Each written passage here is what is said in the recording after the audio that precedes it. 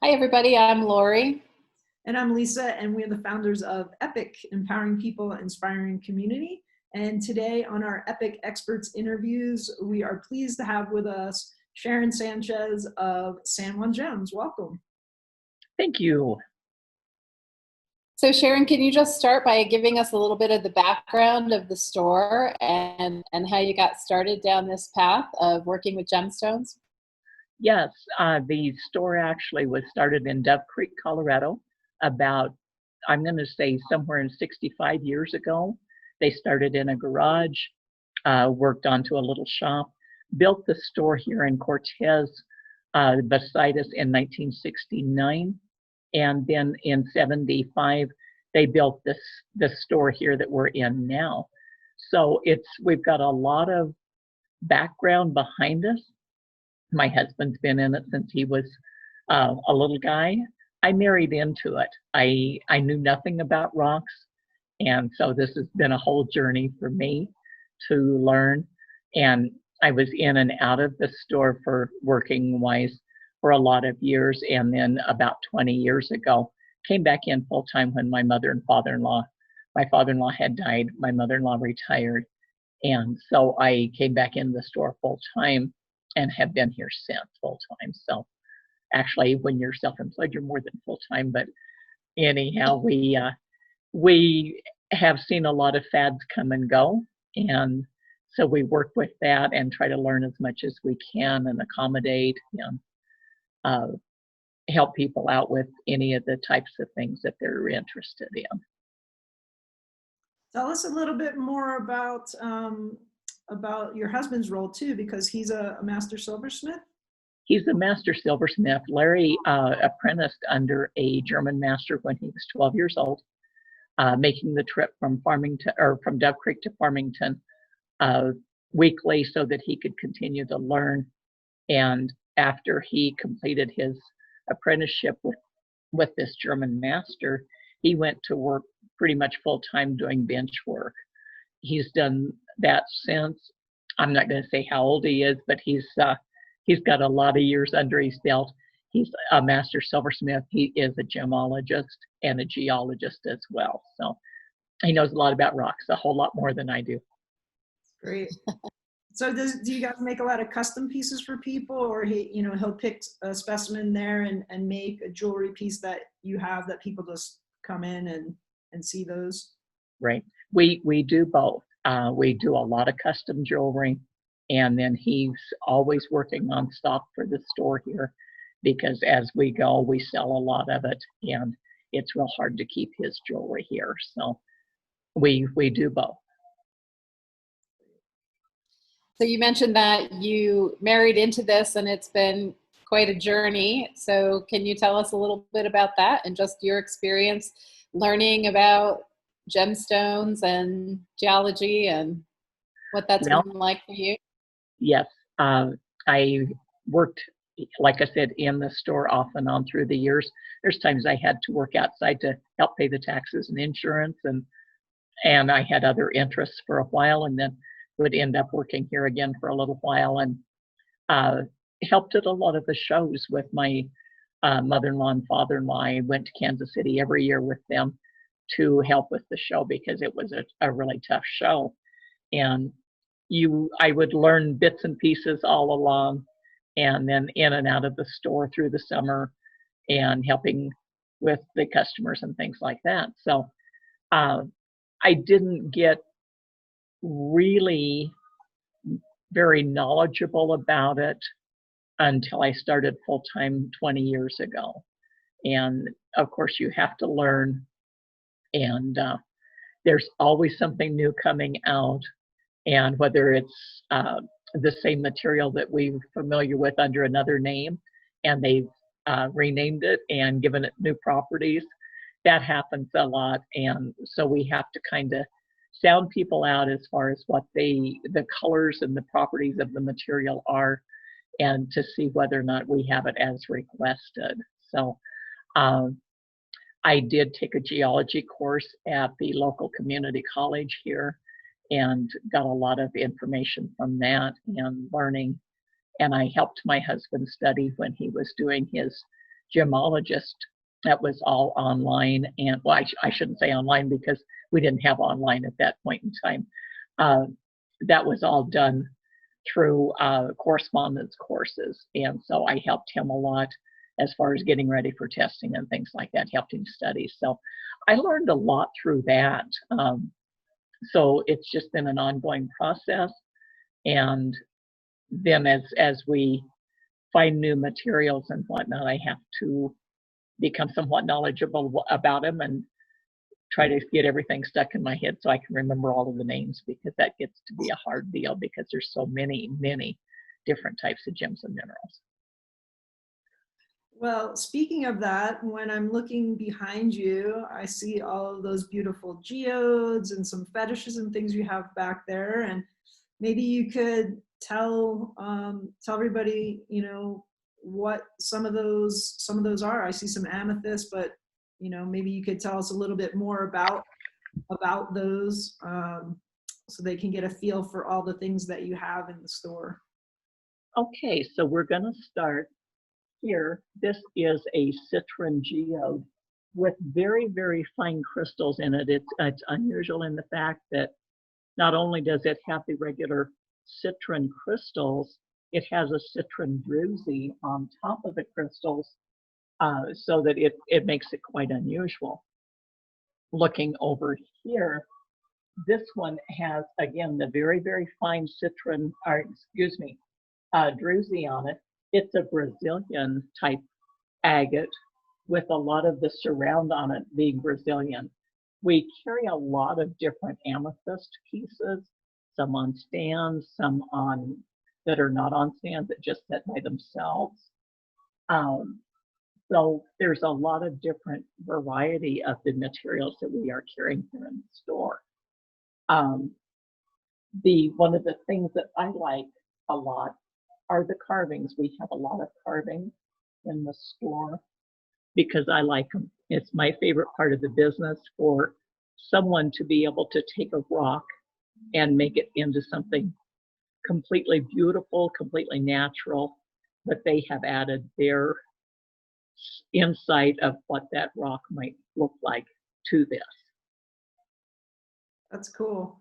Can you tell us a little bit about, you mentioned druzy a few times, and I don't know if everybody knows what that is. Could you explain that a little bit more to us? Yes, druzy. Let me see if I've got a real quick example of it here. Druzy is a very fine quartz crystal growth on top of the quartz crystals, and they call it druzy. It can be in different colors. It can be white. It can be, as in this one, it can be golden color. This has a bluish gray, and then it goes almost into a lavender. So druzy can be in a lot of different colors, and it just adds to the overall appeal of a mineral. Cool. So we know that one of the things that you like to specialize in is dinosaur bone. So can you tell us a little bit about that and what got you so interested in wanting to specialize in dinosaur bone? The dinosaur bone has been the store specialty for a lot of years. It basically was what got the store started. My husband's step-grandfather grew up out on Bug Point, and at that point in time, there was a lot of dinosaur bone out there, and it was legal to pick it up. And so they would go and find these pieces of dinosaur bone and bring them in, and then they realized that they could be polished. Dinosaur bone comes in a lot of different colors because of the mineralization of the soil where it's petrified. It can be blue, it can be more of a gray color. There's a piece here that is into the bluish color. The cell structure is very typical of dinosaur bone.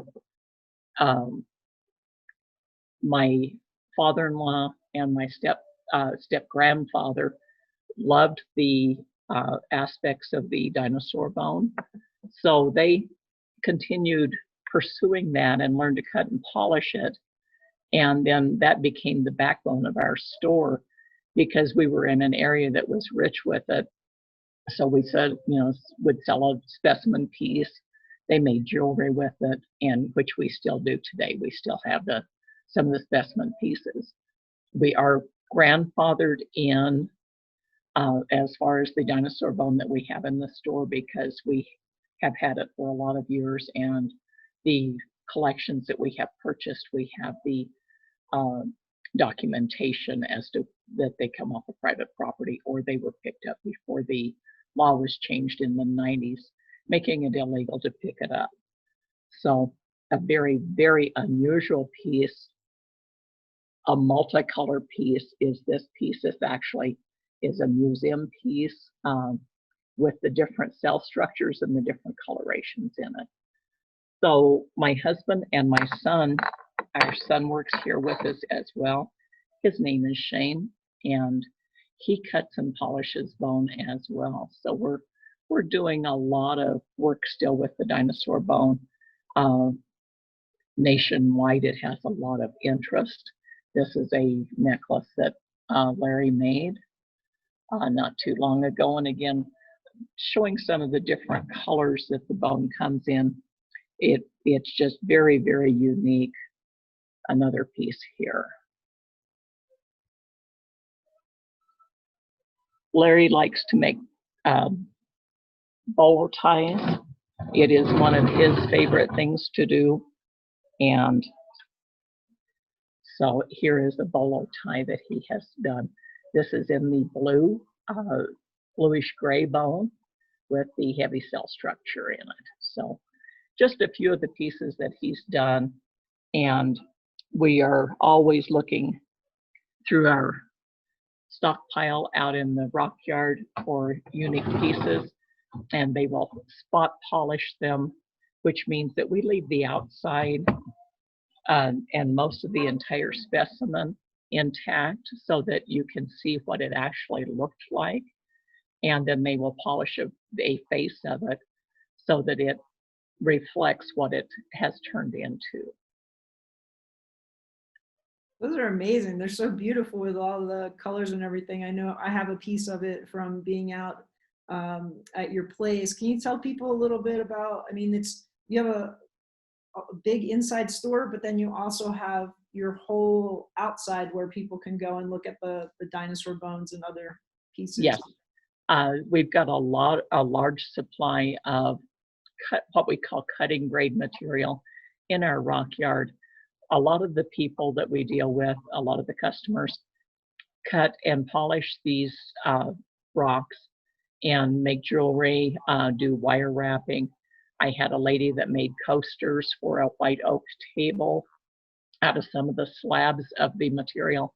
So we have a lot of that out in the rock yard. There's a huge variety and a lot of selection there. So we've got a lot of material outside, and we've got a lot of material inside as well. We have the showroom in here. We carry a lot of supplies for the people that do the rock work and do the jewelry work. We've got silversmithing tools. We've got the lapidary type tools. And so we do carry a lot of that. We also carry the healing crystals that people have been shown a huge interest in the last years. I'm still trying to learn a lot of that because it changes a lot. And so like I said, I'm still learning, and I try to learn as I go. We do carry some of the books on the healing aspect of it. We have the Book of Stones here. This tells you just so much about the stones. We carry the Crystal Bible. There are, I think, 3 versions of the crystal, or 3 different books of the Crystal Bible. I try to keep a good stock of the crystal books because there's a lot of different ways to go on. And I recently found that there was a crystal healing book for dogs, for pets. There's one specifically for women's health. You can go into the chakras. There's just a lot of different venues that you can go into with the crystals. And I'll show you another one of the crystals here. This is what they call Super 7. It has 7 different types of the protection and healing crystals, all within this one specimen. And so that's quite interesting to me that everything is within one there. And I think there's even a Super 10. However, I do not have any of that. Well, that's awesome. And now that you brought up those healing properties, I did look up the Dinosaur Bone because you guys specialized in it so much. And it talks about being a stone of integrity, and also part of the healing properties from that is to calm anxieties, especially survival anxieties. So I thought that was really interesting in the times we're in right now, and that may be a good opportunity for people to, you know, come by and see what you're offering and get their own piece of dinosaur bone, and then look at all the other healing stones and cabochons and jewelry pieces you have as well. They can do that. We've got a large selection of different types of the dinosaur bone, as well as the agate and the jaspers within the bone have their own healing properties as well. So it's very interesting. I think if people wanted to come by, they would find a lot of interesting things to look at. So definitely. I love Labradorite. I see you have a chunk of Labradorite behind you too, which is I do have, and I've got a very unusual, very beautiful Labradorite carving that we have had for a while, and wow. It's amazing to me, all of the colors and the shimmer, and then the Labradorite does have the healing qualities as well. So this is just one of the pieces. One of the reasons that I love the carvings is because of what people are able to bring out of a beautiful piece of stone already.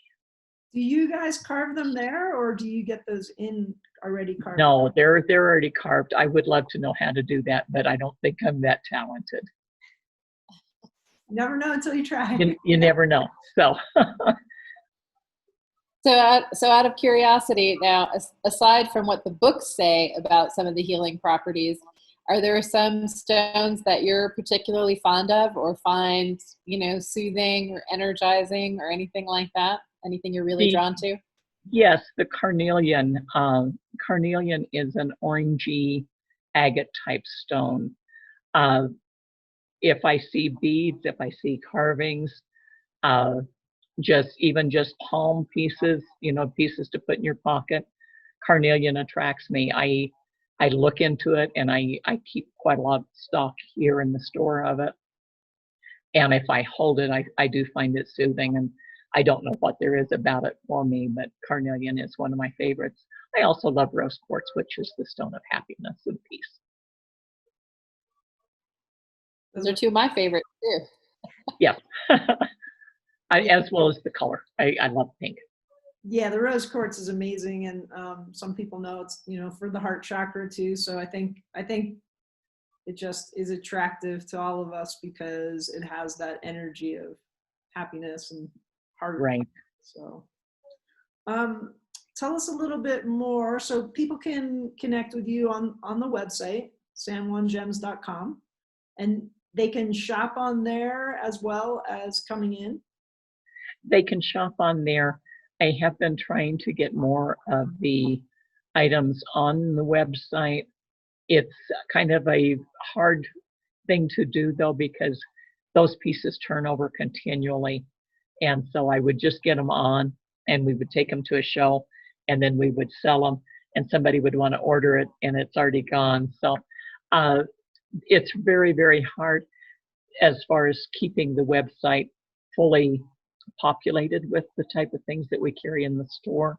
So if they can come by the store, they would find it much more interesting. But anytime anybody needs something in particular, if they would drop us an email, we're always glad to send pictures, let you know what we have in stock, do pricing. We can ship. We do a lot of shipping in our business. So it's just an ongoing thing. And if people want to request things for us to put on the website, I'm always open to that as well. I love the input of people, you know, so that because I run out of ideas, you know, of things that I think should be on the website, and then I kind of get stuck on that. So any of that would be super helpful if we could do that. So if people want to come by the shop, why don't you tell them where it is and what hours they can come visit you? We are located outside Cortez. When you come to the first light in Cortez, coming from the east, we are 2 miles north on Highway 145. We have a large church across from us, the Lighthouse Baptist Church, and we are the white and gray building. We've got a large parking lot. We are wheelchair accessible, and we would love to have people stop by. Our hours are 9:30 to 5 Monday through Friday, and 9:30 to 2 on Saturday. Great. So you also talked about Shane is now there with you too. So basically when they come in, it's either going to be you, Shane, or Larry that they can interact with and ask questions. It can be, and our 8-year-old granddaughter, who is Shane's daughter, Sam, loves the store too, and so she's here part of the time, and she kind of likes to talk to people. She's a little bit shy, but she loves to talk to people. But yes, there will be one of the three of us available, and we kind of switch off because we have different things going on in our personal lives. But sometimes we're all three here, or all four here.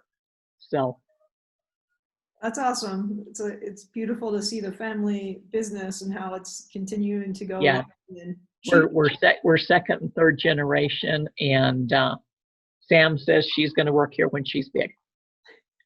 And she probably has her own. She may.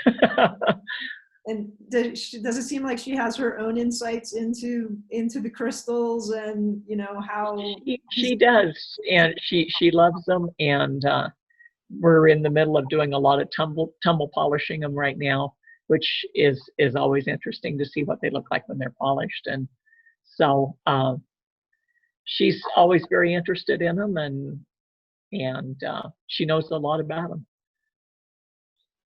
I don't know if you guys have a video of you doing that on your website, because I didn't look for every single page on there, but that would be something interesting, I think, for people if you showed a raw piece and then the polishing process, and you know how that goes and what it looks like at the end. And that might be something kind of cool for people to understand, you know, what's happening behind the scenes. It's not like every piece that they see that's the way it's born in nature. Some are, right, with the geodes and everything, but then as you polish them and how, you know, that element of the human coming in and working with nature then brings out another gift of that stone. And how beautiful they are when they're finished. Yes, yeah. That would be a great idea. We do polishing in 2 different ways, actually 3, but I will try to get that accomplished through the summer, and we'll try to get a video of the tumble polishing, the hand polishing that we do on the grinders and sanders. And then we also have what we call a flat lap that runs from time to time that polishes some of the larger pieces. Cool. I had a rock tumbler as a kid. I've always loved rocks, gemstones, minerals. I've been very drawn to it. So speaking of kids and speaking of your younger self and being in this family generational business, is there, knowing what you know now, is there any advice that you would give your younger self about the business?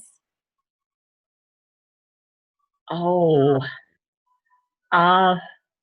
probably to pay more attention to the different types of rock, and maybe learn. I have never taken and never really had a lot of time to learn all of the healing aspects, and I would like to delve. If I would have known then what I know now, I would have gone more into that and learned more about that as that evolved, because that's still an evolving aspect of the business. And so I would have paid more attention if I'd have told my younger self something. Pay attention to this, it's important. And then conversely, let's go the other way. So, you know, if you fast forward 5 or 10 years, what do you imagine is going to be your biggest accomplishment or contribution to the community? Providing a place for the business. Yeah, providing a store where people can come and touch and feel and experience the beauty of the rocks and what nature has given us, and the amazing part of even like a geode. If you split a geode open, it looks ugly from the outside and it's so beautiful inside. And I hope that we can be known for providing that aspect of the businesses, that people can come and touch and browse and be very comfortable in our store.